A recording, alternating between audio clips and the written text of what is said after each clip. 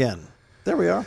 Yeah, so welcome back. We apologize. Mother Nature decided, oddly enough, it didn't go out when it was like dark out. It went out a little Right. bit later. So, yeah, we're just discussing Utah and their access to justice solutions, if you will. They're looking for non-attorney corporations or non-law firm corporations to combine. Or What downside do you see to this? the one what we just saw, I think, would be an area of concern is how do the payments arranged? They've always been anti-fee splitting, regulations and things with the bars and how they. But adjust if they've to always that. been, right, and they're deciding to move forward, clearly they're willing to look at this Oh, right, yeah. differently. UK and Australia, right? Right. You can be involved with a law firm. A non-legal entity can be involved with a law firm. Correct. So there may be, like I said, I haven't researched how they're doing it, but there may be fee splitting and stuff like that. But what other downside do you see? I like the idea if you going into where we're at now, where maybe a lot of these corporations are having their employees work remotely, right? And you have Yes. a bunch of office space. Having somebody in the office space, right, and maybe covering the electric, or maybe giving them a discounted rate, you may be able to work out it as a write-off, right? Like you're taking a loss Right. still, Yes. but you're providing a space, right? And then they can provide legal service, right, at a Lower. lower rate. That's something that might happen or translate, but they may allow fee splitting. They could. Again, they haven't really given any parameters on what particular issues they're Yeah, this is looking just at, or- voted. But they did Right. vote unanimously. So we'll see. Right. I believe California, obviously Washington looked at it. California's, I know, discussing it right now. There's a couple other states that come to mind that aren't coming to mind at the moment, but I know that this is huge, though. This is, Yeah. in terms of like, they say that this is probably one of the biggest things to happen in law in the past 100 years outside of like technology. Well, I think people at this point are starting to see that the COVID-19 crisis is no longer a month-to-month proposition where it's like, let's wait another 30 days and push it out and see how it goes. It's continuing on. It does not appear to be a situation that's going to dissipate anytime quickly, and definitely not go away. Not to mention the fact that because of the COVID-19, there have been not only negative things that have been revealed about the system, flaws in the system, if you will, that weren't recognized or at least spotlighted like they have been under COVID. But there are also benefits that they are now seeing, and one of them is the working remotely. And working Something that we've remotely- talked about and been considered for a long time, right? right. And nobody wanted to put that monies, I should say, up, or they're locked into these big leases. Right. So that being said, Yeah. Now there are other issues that are going to become involved with that. Working remotely. For example, cybersecurity.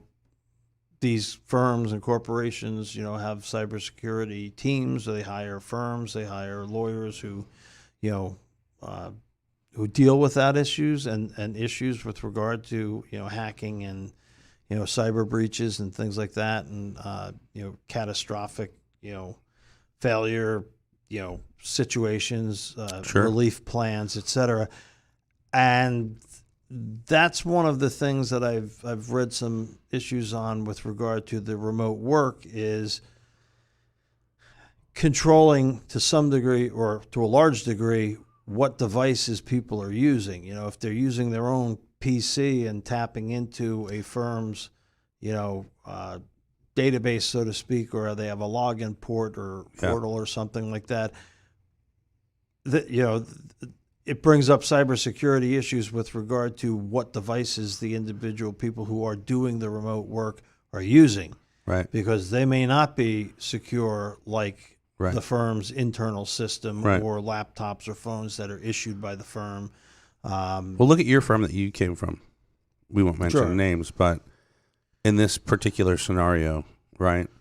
How ridiculous would file sharing be given your current situation, and what sort of security level do you think that they've implemented? Well, I mean, with regard to any firm, it's going to become an issue because, a lot of times, I mean, let's face it, there are many lawyers out there, particularly smaller firms, even mid-sized and large firms, that don't have really any kind of system set up, and they're, somebody texts in or they answer a phone call and say, "Hey, can you get me this?" And since we're in the age of e-filing, where we don't keep documents anymore in the files, they allegedly wanted to get rid of the paper files, and Sure. the colossal warehousing of these massive files, and it would all be stored in the cloud or somewhere electronically. One of the hazards of that is the simplicity of simply clicking or dragging and dropping a file or a portion of a file or documents or sensitive information as an attachment to an email and just responding and sending it back to them. And that may be completely unprotected. Right. And now, if it goes to the wrong person, or if it goes to the right person, but the wrong person in a household or a particular corporation or what have you gets a hold of it, you got a big problem. Yeah, man. And not only that, but we talked to an attorney today who does not believe in the cloud. Right. Right, and security on the cloud. Yeah. So still what hesitant about, we've studied, we've studied ad nauseum, right? That probably about 50%, about 65% of the large firms have gone to cloud. 65-75% have gone to cloud. Medium firms, it's about 45 to 55. Small firms, it's probably 25 to 35, 25 to 45, somewhere in there. This was a small firm owner. And, what's the first question I asked when I found out that he didn't believe in the cloud? He's like, "Oh, I got private Right. servers." And I said, "Well, how often do you back them up?" He Right. goes, "Oh, not as often as I should." Right. There you go. There you have, There's no one of daily the, backups. yeah, There's, or even weekly, Right. You're doing a disservice. And it's like one of those things where, like, I'm afraid of that, but I'm actually doing a disservice to myself, right? By not. Well, we just had it with our computer here. Yeah. A lightning strike hits. Well, what happens if you're in the middle of processing or sending documents and all of a sudden Yeah. you get zapped and your battery backup or whatever the hell Yeah. you're using doesn't fried. work? Now all of a sudden you just lost an entire file. Right. And where do you go to retrieve it? You can't go to the cloud because you're not in Yep. the cloud. So yeah, there is definitely a complete, I won't even say drift toward it. It's everything is going to be electronic. Everything is going to be, and like anything. Well, even as in this Utah scenario, right? Even if a technology firm comes in and says, "Hey, listen, what if we get you use our our cloud storage services, right? We provide it, at no charge to you, and whatever you save between that and your old stuff, you pay us." Something. There's ways they want to implement technology, they want to implement services at a value-added benefit to the clients, right? Right. And we'll see how it works out. I mean, they got a 2-year pilot program getting ready to start. It'll be interesting. I'd like to see some other states get involved in it just so that there's a bigger sampling, But then you got to wonder, and like anything like this PPP thing that we've read about, people, there are people that are going to steal. There are people that are trying to get over on the system. But, I think I think law needs to be looked at from every Right. angle. And with any system that's new, they're going to find flaws. There's going to be be issues. mistakes. There has been since the industrial age and before. Right. It's just inevitable. And you're not going to be able to address every issue. And then, of course, there's, malicious people out there who are always looking for ways to gain an edge or get information, or look at the world of the cyber hackers over the past 15 to 20 years. Oh yeah. I mean, it's almost Well, like they're literally it's almost like a cottage industry. You know? I think it's become a big industry. I mean, look at these other countries, right? Like Russia and oh yeah, China. And they're talking about, like they talk about the militaries, and the militaries now, are. I read an article the other day on a little quorum thing that I was reading, and they were talking about the future of, military and special operations and things like that, and they are gravitating into cyber attacks. Yeah. They're not so much, they're like, hey, a bunch of people can get out there and shoot each other with machine guns, but if you can hack into somebody's system and shut them down, oh, dude, like a power grid. Oh, knock out their communications. They're done. Yeah. Nobody knows what's going on, so cybersecurity is becoming huge. I mean, the military academies, at least in the United States, they were always basically engineering schools, and they're huge into, computer, yeah, sciences, and so it's becoming an area globally, like in every issue, that's going to become, just a huge. Well, look at us with the elections. Right. And now now they're debating doing the elections because of COVID by electronic, or mail, or and it's like, well, there's good. The hanging Chad. I'll never forget the hanging Chad. Right? Look at what was it? Which one was it Bush and what's his name? When it came down to Florida and we had to recount the votes and all that stuff. And not Christ. No, it was it 16, 12? Was it 2000? Was it 2008? Now I'm feeling old. He created the internet. What's his name? It was Bush, right? Yeah. So Bush, who do you go against? I can't think of the guy's name. I'm feeling really like you're the politics guy. Brain dead now. Anyway, Florida was the swing, and yeah, then why are we always in the? Well, they were counting them by hand. Yeah. And then they had to inspect them, and then voter they had fraud, with microscopes and I watched. I actually watched a show. Is that one actually punched out? It's hanging by one little. I watched. That was the hanging Chad. There's a woman that is what is that? She specializes in words and font and how a page is designed. And she's like a specialist, and she said that the formatting specialist. She said that the Florida ballots should have never been designed how they were designed. And it's fascinating. I mean, you think about print, you're like, oh my god, I can't, I want to go to sleep. But then when you really get into the minutia of it, right? Yeah, when you start she studying used that as an example. They're talking. She said, I'll turn you on to it so you can watch it. I'm telling you, you'll be like, this is crazy, right? Right. And she goes into how the ballot should not have been designed that way, and how it was confusing, and how really it shouldn't have been done that way, and what they should have done, and it was like, wow, this is it's bizarre. But anyway, transitioning back to the Utah situation, because we've gotten away from it. I'm fascinated. I'm excited. It seems like we've seen we're hopefully implementing our little change into the legal industry. Consult's a perfect fit for what they're looking to do, right? Right. Talking about using something that implements security, convenience, common sense, practicality, right? Video. Yep. Lack of redundancy, right? It's all there. It's all there, and it's just one of those things that it's amazing to be involved in it. I feel like it's I feel like we're, dare I say, changing the industry. Well, that's I mean, have you had that feeling? I have that feeling. It's like one of those. because that's the way.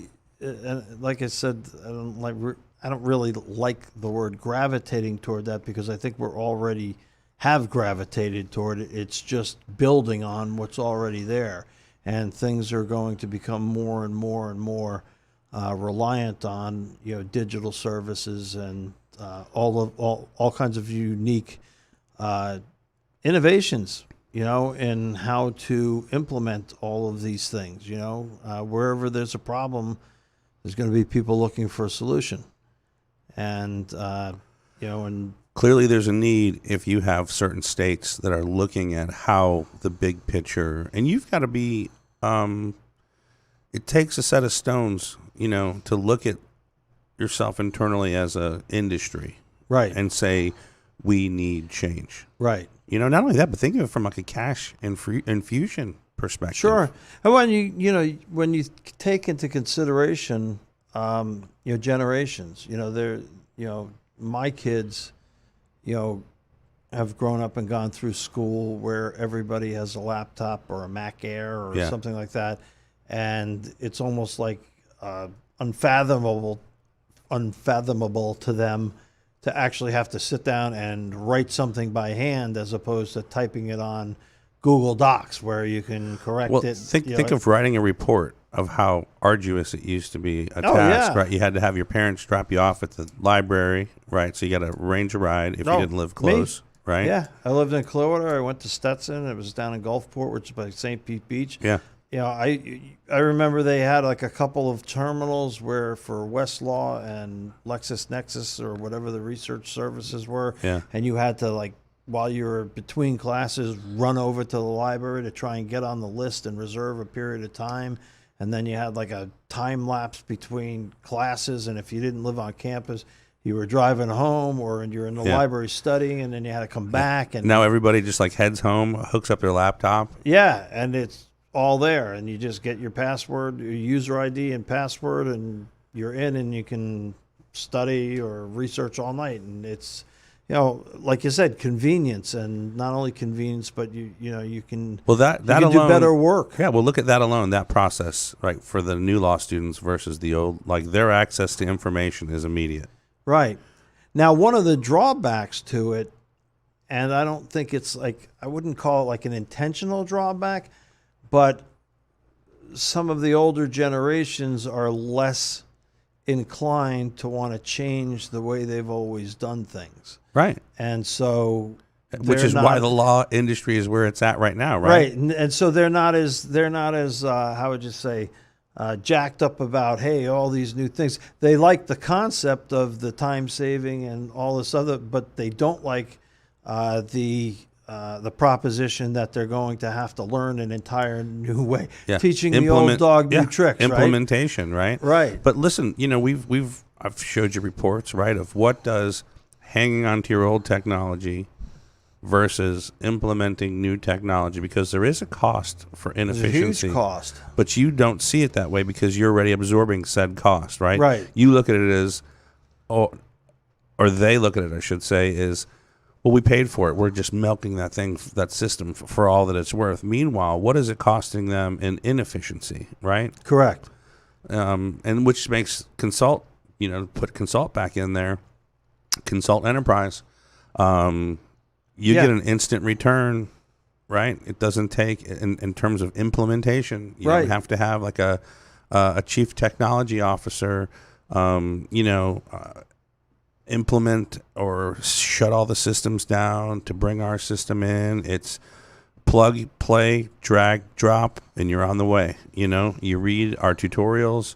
It's common sense. And we're not recreating the wheel. We've just changed it. We've just changed it, and we're adding video to it, going, hey, let's incorporate the client. Yeah. Okay. It's just let's get them together. Bettering the wheel. Yeah. Yeah. It's like putting a tire on it. Improving the wheel. Putting a rubber around that better treads, wooden wheel, right? Better treads, stronger spokes, more fluent. No way. These are chrome wheels, baby. Baby. Kreger chrome wheels on that 68 Camaro. No, it's amazing. It's amazing, and we're not done. You know, we're still tweaking, and there always is going to be updates. That's technology, Sure. Oh, yeah. right? You know, and we've seen it. As soon as we're done with something, we're like, hey, that's great, but we want to do this. Hey, how about this? Can we add this to that? You know, How do we change that? boom. And it's great. It's great, and it's phenomenal to feel like you're changing something. You know, the vision has kind of, we've kind of had to, you know, maneuver our way with this COVID thing. Everybody has. It's a new set thinking. I don't think it's not affected anybody, you know. And it's been crazy times, but, you know, we're making it work. And we still have an answer for a need. There's still a need. There's a greater need, actually. And Consult is the answer to that need. You know, like you said earlier, you know, there's a cost to doing business remotely, and it's the risk, you know, of security breaches. Not if you have Consult. So we're excited about it. We're really excited. Getting ready for the weekend. And it's about that time, Chris. Yeah, it's well, it looks like the weather's, We can go out. I And wouldn't say cooperating, but it's toned down quite a well, bit. I tell you, the since nice thing about it half hour. raining like that is it's going to be a little cooler, hopefully, outside, Right, right? I'll hope so. When we go for that canoe ride home. Yeah, the canoe ride home. All right, well, let's get out of here. All right. We want to thank everybody for listening. Sorry about the power loss, but It happens. it's Florida. It is. You have no control over it. WTF. Welcome to Florida, everybody. Have a great weekend. Be safe. We will be back here on Monday. Looking forward to it. We'll have some more law news, maybe some interesting stories from the weekend, and we'll talk to you. Have a great weekend.